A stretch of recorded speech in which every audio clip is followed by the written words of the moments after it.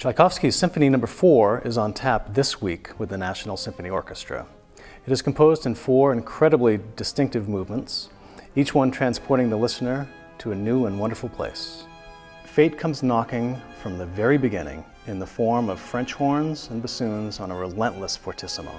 The tonal repetition of this opening pays homage to a couple of Tchaikovsky's favorite works, the Beethoven Symphony No. 5 and Giuseppe Verdi's La Forza del Destino. In stark contrast to the bombastic close of the first movement, movement number 2 begins with a plaintive and meandering solo from the principal oboe, which I feel brings us to an entirely different place altogether.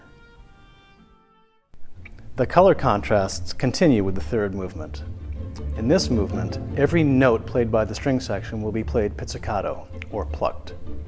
In fact, you will most likely see our string section members rest their bows in their laps for the entire movement, only to pick them up once again for the finale.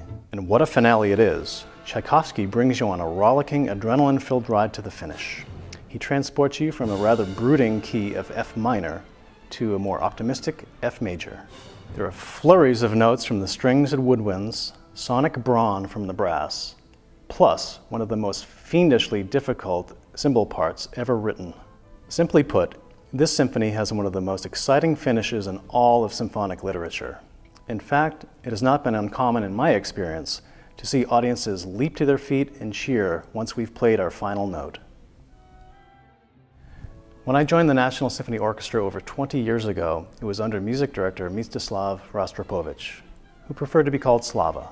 In those days, we were often referred to as the best Russian orchestra outside of Russia. Each time we perform one of these war horses of Russian symphonic literature, such as the Tchaikovsky Symphony No. 4, it brings me back to those days under Slava, when it seemed that the orchestra was running on pure emotion.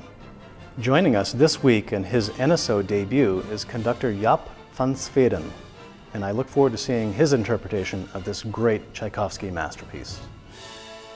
NSO, so inspiring. I'll see you in the concert hall.